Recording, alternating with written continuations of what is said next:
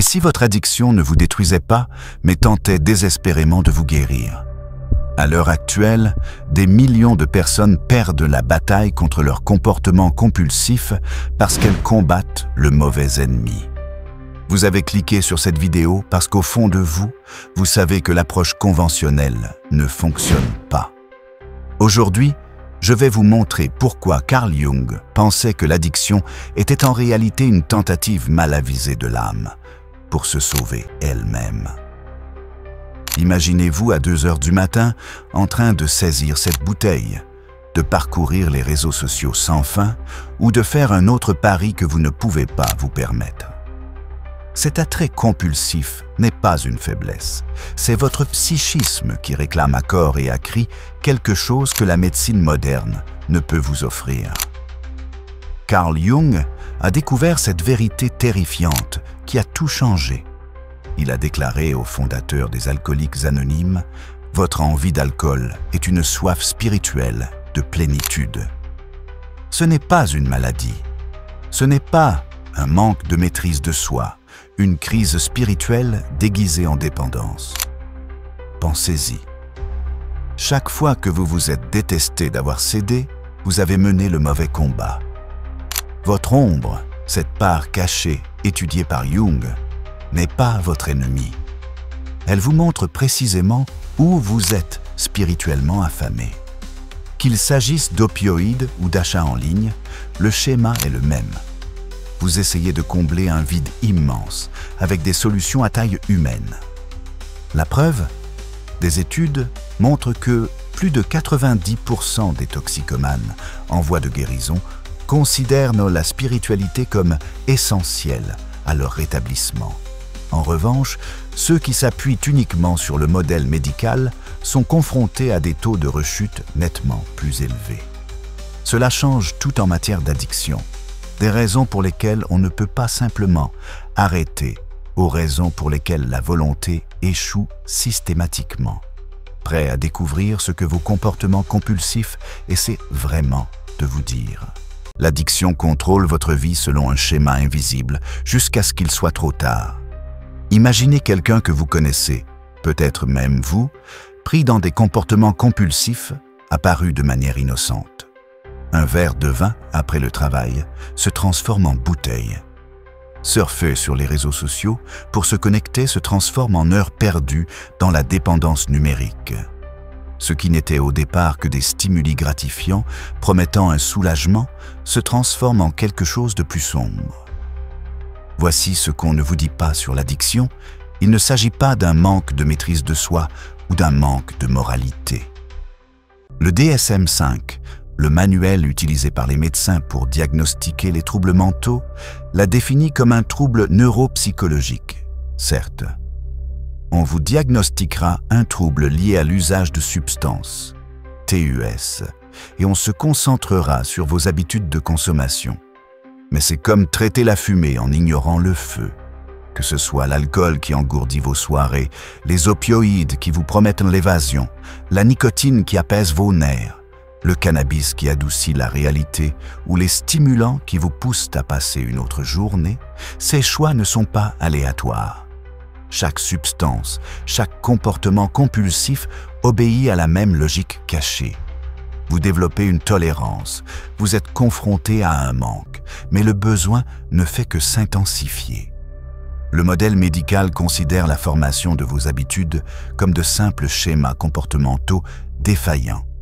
Il cartographie vos voies neuronales et documente vos taux de comorbidité, remarquant que 50% des personnes souffrant d'addiction souffrent également d'anxiété ou de dépression. Mais il passe à côté du schéma plus profond. Carl Jung a vu quelque chose que personne n'a vu. Votre addiction n'est pas le problème, c'est la solution désespérée de votre psyché à un problème insupportable. Cette attirance compulsive que vous ressentez, ce n'est pas de la faiblesse, c'est votre âme qui crie dans un langage que vous n'avez pas appris à comprendre. Et tant que vous n'aurez pas déchiffré ce message, le cycle de la dépendance continuera de tourner, exigeant toujours plus, tout en offrant moins. Carl Jung a découvert ce que tout toxicomane sait sans pouvoir l'exprimer clairement. On n'a pas besoin de drogue, on a besoin de plénitude. Dans les années 1920, ce pionnier suisse de la psychologie des profondeurs a soigné Roland Hazard, un alcoolique chronique qui rechutait sans cesse malgré une psychanalyse. Jung a posé un diagnostic bouleversant qui allait révolutionner à jamais le traitement des addictions. Votre envie d'alcool, lui disait Jung, équivaut à un niveau plus faible, à la soif spirituelle de plénitude de notre être. Pensez-y. Le fondateur de la psychologie analytique disait que l'addiction n'est pas un problème médical, mais une crise spirituelle déguisée. Roland Hazard était désespéré. Jung lui expliqua que seul un véritable éveil spirituel, ce qu'il appelait une expérience lumineuse, cette sensation irrésistible de rencontrer quelque chose de plus grand que soi, pouvait égaler la puissance de sa dépendance. Il ne s'agissait pas d'un sermon religieux. C'était une réalité psychologique. Rowland rejoignit le groupe d'Oxford, un mouvement fraternel chrétien, vécut sa conversion et devint sobre. C'est là que les choses deviennent extraordinaires. La transformation de Roland a atteint Bill Wilson, qui buvait à en mourir. Bill W. a connu le même éveil spirituel et a fondé les Alcooliques Anonymes, vous savez, AA, qui aide aujourd'hui des millions de personnes dans le monde. Des décennies plus tard, il a écrit à Jung, qui lui a révélé sa formule « Spiritus contra spiritum », qui signifie en latin « esprit contre esprit ». Ce que Jung voulait dire était profond. Vous utilisez l'esprit inférieur de la bouteille pour combler un vide spirituel que seul un esprit supérieur, un désir authentique et transcendant peut combler. Chaque coup, chaque acte compulsif est en réalité une tentative maladroite de votre âme de toucher le sacré. Cela change tout en matière de guérison. Vous ne combattez pas une faiblesse, vous réorientez une soif spirituelle. Votre dépendance n'est pas votre ennemi. Elle vous montre précisément où votre âme a besoin de guérison. La question est, allez-vous continuer à boire à la source empoisonnée ou chercher l'eau vive? Votre ombre détient la clé pour comprendre pourquoi l'addiction vous étreint si fort. La crise spirituelle de Jung est plus profonde que vous ne le pensez. Elle touche les parties de vous-même que vous avez enfouies vivantes. L'ombre, ce royaume caché de tout ce que vous avez refoulé et nié, ne disparaît pas comme ça. Elle trouve d'autres issues. Voici la vérité. L'addiction devient la porte d'entrée privilégiée de votre ombre. Pensez-y. Lorsque vous buvez, cette personne timide retrouve soudain du courage. Lorsque vous consommez, la colère ou la sexualité refoulée refont surface. L'analyste jungienne Mary Addenbrooke appelle cela l'illusion de plénitude. La substance dissout temporairement vos divisions psychologiques, laissant votre inconscient s'exprimer. Mais il y a quelque chose d'encore plus puissant à l'œuvre. David Schoen décrit l'addiction comme une possession archétypale, ce qui signifie que l'on ne se contente pas de gérer des problèmes personnels. On accède à l'inconscient collectif, à ces schémas universels partagés par toute l'humanité. La substance s'imprègne d'un pouvoir lumineux, tel un dieu obscur exigeant l'adoration. Voilà pourquoi la volonté échoue. Vous ne combattez pas une habitude. Vous luttez contre l'énergie psychique des couches les plus profondes de l'expérience humaine. Les archétypes, ces schémas ancestraux du guerrier, de l'amant, du destructeur, sont activés par votre dépendance. Votre individuation, le processus naturel de devenir entier, est détourné. Le rétablissement implique un travail sur l'ombre. Affrontez ce que vous avez caché par l'analyse des rêves, l'imagination active et affrontez la projection de votre obscurité sur les autres. C'est une mort et une renaissance psychologique. Votre ego doit mourir à ses illusions. Le plus terrifiant, votre addiction sait exactement ce dont vous avez besoin. Elle vous montre où vous êtes divisé, où vous vous êtes abandonné. Tant que vous ne vous réapproprierez pas consciemment ces parts d'ombre, elles continueront à exiger d'être reconnues par la destruction. La société moderne a transformé vos blessures d'ombre en marges bénéficiaires. Ces forces archétypales que nous venons d'explorer, elles sont systématiquement exploitées par des forces qui comprennent votre soif spirituelle mieux que vous. C'est une addiction à l'échelle industrielle. Les réseaux sociaux ne sont pas qu'une simple plateforme. C'est une addiction artificielle. Chaque notification déclenche un détournement de dopamine. Cette même récompense exploitée par les drogues chimiques. La manipulation algorithmique derrière votre défilement infini, c'est exactement quand vous êtes le plus vulnérable. Votre cortex orbitofrontal, la région du cerveau qui imagine les conséquences futures, est intentionnellement altéré. Vous perdez littéralement la capacité de vous arrêter. Mais voici ce qui est vraiment sinistre. La société moderne crée l'aliénation, puis vous vend de faux remèdes. La société de masse vous a déraciné de la communauté. L'urbanisation a coupé votre lien avec la nature. Et maintenant, vous vous noyez dans le déracinement. Jung nous a mis en garde contre cela. La vie moderne vous rend instable, peu sûr de vous et influençable. Entrez dans le consumérisme, le leurre spirituel par excellence. Les marques ne vendent pas des produits, elles vendent des archétypes de consommateurs. Nike vous promet d'être un héros. Apple fait de vous un rebelle. C'est la spiritualité matérielle.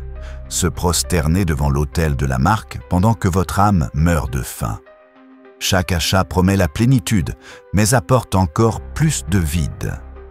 L'épidémie d'addiction à Internet révèle ce schéma. Les applications de jeux d'argent exploitent votre besoin de transcendance par le risque. La FOMO, peur de rater quelque chose, vous pousse à parcourir des profils triés sur le volet, comparant votre chaos intérieur au moment fort de chacun. Cette comparaison sociale est une torture psychologique, déclenchant le même dysfonctionnement préfrontal que la toxicomanie. Votre addiction n'est pas isolée. Qu'il s'agisse de substances ou d'écrans, vous êtes pris dans un réseau d'exploitation systématique. La société moderne ne vous veut pas entier. Les individus entiers n'achètent pas de solutions à des problèmes fabriqués. Les revendeurs numériques le savent. Ils comptent sur votre crise spirituelle pour alimenter leurs algorithmes. La question est, combien de temps allez-vous continuer à payer de votre âme ? Un traumatisme a semé les graines de votre dépendance bien avant votre premier verre. La société moderne exploite peut-être vos blessures, mais selon le docteur Gabor Maté, ces blessures ont commencé dès l'enfance. Il ne s'agit pas de chercher des coupables, mais de comprendre pourquoi votre cerveau est devenu prédisposé à la dépendance. Voici ce que Gabor Maté a découvert. La dépendance trouve toujours son origine dans l'adversité infantile. Il ne s'agit pas seulement de maltraitance flagrante, mais aussi de négligence émotionnelle. Un parent stressé qui n'a pas su s'adapter à vous, un traumatisme d'attachement qui vous a laissé un sentiment d'insécurité profond. Ces expériences modifient littéralement l'architecture de votre cerveau. Votre système dopaminergique, censé rechercher des récompenses saines, se dérègle. Votre système opioïde, conçu pour le plaisir naturel, est altéré. Cela crée une vulnérabilité neurobiologique dévastatrice. Lorsqu'un traumatisme perturbe le développement, on perd la capacité de régulation émotionnelle. On ne peut pas s'apaiser soi-même, car ces circuits cérébraux ne se sont jamais correctement formés. Faut-il s'étonner que l'on ait eu recours à des substances externes pour gérer des sentiments insupportables? Les statistiques sont stupéfiantes. TSPT, corrélation avec l'addiction, plus de 50%. Anxiété, comorbidité, dépression, lien, ce ne sont pas des affections distinctes, mais des ramifications issues d'une même racine traumatique. Même la prédisposition génétique n'est pas une fatalité. Elle est activée par des facteurs environnementaux. Le traumatisme provoque des modifications épigénétiques, activant la vulnérabilité à l'addiction dans votre ADN. Gabor Maté le dit simplement: l'addiction est une tentative de résoudre un problème. Le problème, c'est la douleur, une douleur profonde, primaire, souvent préverbale, due à ces déficits précoces d'auto-apaisement. Votre addiction n'est pas de votre faute, mais comprendre ce lien avec le traumatisme est votre responsabilité. Pensez-y. Chaque comportement addictif reflète ce dont vous aviez besoin, mais que vous n'avez pas obtenu. L'alcool procure la présence sereine d'un parent, à l'écoute. Les stimulants procurent l'excitation de se sentir véritablement vivant. Les opioïdes procurent la chaleur d'être tenu et en sécurité. Votre susceptibilité neurobiologique n'est pas une condamnation à perpétuité. Comprendre comment les perturbations du développement ont créé vos schémas d'addiction est la première étape vers leur reprogrammation. Le cerveau modifié par le traumatisme peut guérir, mais il faut d'abord reconnaître la blessure. La transformation commence dès que vous cessez de lutter contre votre dépendance et commencez à comprendre son message. Cette douleur ancrée dans un traumatisme que nous avons exploré, ce n'est pas votre ennemi, c'est votre guide qui vous guide vers la rédemption. Mais voici le paradoxe. La véritable guérison exige de mourir avant de pouvoir renaître. Ce n'est pas une métaphore. Les programmes en 12 étapes comprenaient la sagesse de Jung, le rétablissement et l'individualisation, c'est-à-dire devenir qui l'on est vraiment. La première étape, admettre son impuissance face à la dépendance, consiste à accepter que la volonté seule ne suffit pas. C'est la mort de l'ego, où l'image que l'on s'est construite de soi s'effondre. La deuxième étape, croire qu'une puissance supérieure à soi peut nous rendre la raison, ne nécessite aucune religion. C'est s'ouvrir au lumineux, ce sentiment d'émerveillement, lorsque l'on réalise qu'on fait partie de quelque chose de plus grand. La troisième étape, abandonner sa volonté, est l'abandon ultime, comme lâcher enfin le volant que l'on a tant manipulé. Votre dépendance entretenait ce faux soi. Sans elle, vous êtes confronté à ce que les mystiques appellent la nuit noire de l'âme. Ce vide terrifiant, mais nécessaire, avant la Renaissance. L'inventaire moral courageux de l'étape 4 est un pur travail de l'ombre. Il s'agit essentiellement de mettre par écrit tout ce que vous avez caché à vous-même et aux autres. L'étape 5, admettre vos torts à quelqu'un, brise le pouvoir de la honte, car les secrets perdent leur emprise lorsqu'ils sont exprimés à voix haute. L'étape 6, se préparer à éliminer les défauts de caractère, signifie que vous êtes enfin prêt à changer ces schémas toxiques en acceptant la transformation au lieu de les défendre. L'étape 7, demander humblement à être éliminé, reconnaît que vous ne pouvez pas y arriver seul. C'est comme admettre que vous avez besoin d'aide pour porter un poids trop lourd. L'étape 8, dresser la liste de ceux que vous avez blessés, consiste à mettre par écrit toutes les personnes que votre dépendance a blessées, y compris vous-même. L'étape 9, faire amende honorable, ne consiste pas simplement à dire « excusez-moi ».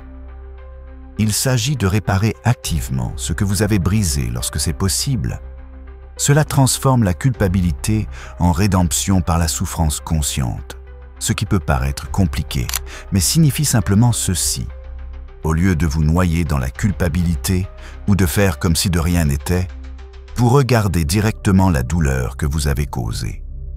Cette confrontation honnête, comme le fait de nettoyer une plaie infectée au lieu de la couvrir, permet une véritable guérison pour toutes les personnes concernées. Les étapes 10 à 12 soutiennent votre éveil spirituel et entretiennent la transformation. L'inventaire quotidien de l'étape 10 consiste à vous examiner chaque jour. Qu'ai-je bien fait? Où ai-je fait des erreurs? Il permet de maintenir un travail d'ombre comme un entretien quotidien, au lieu de laisser les problèmes s'accumuler. L'étape 11, la prière et la méditation, maintient votre connexion au sacré, qu'il s'agisse de Dieu, de la nature ou simplement de la sagesse intérieure. L'étape 12, avoir vécu un éveil spirituel et porter le message, fait naître l'archétype du guérisseur blessé. En termes simples, vos pires expériences deviennent votre super pouvoir pour aider les autres. Vos blessures les plus profondes deviennent des cadeaux grâce à la guérison communautaire, car vous comprenez leur douleur de première main. Les programmes en 12 étapes incarnent cette vérité. On ne peut rien garder sans le donner. Votre rétablissement est renforcé lorsque vous aidez quelqu'un à trouver le sien. Les expériences de grâce surviennent de manière inattendue. Des synchronicités qui ressemblent à des clins d'œil cosmiques. Des rencontres transcendantes qui prouvent ben que vous êtes porté par quelque chose de plus grand.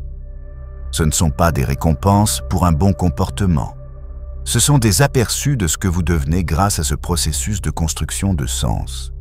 La véritable rédemption signifie que votre dépendance devient un lieu sacré. Non pas quelque chose à cacher, mais à honorer comme catalyseur d'une renaissance psychologique.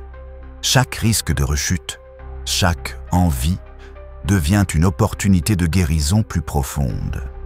La transformation envisagée par Jung ne consiste pas à ne plus jamais lutter. Il s'agit de comprendre enfin ce que votre âme recherchait depuis toujours. Non pas la substance, mais le sacré. Non pas une fuite de la vie, mais un engagement total avec elle. Votre dépendance vous a mis à genoux pour que vous puissiez enfin apprendre à vous tenir debout. L'addiction n'est pas l'ennemi que vous pensiez. C'est le guérisseur blessé qui vous montre précisément où vous devez évoluer.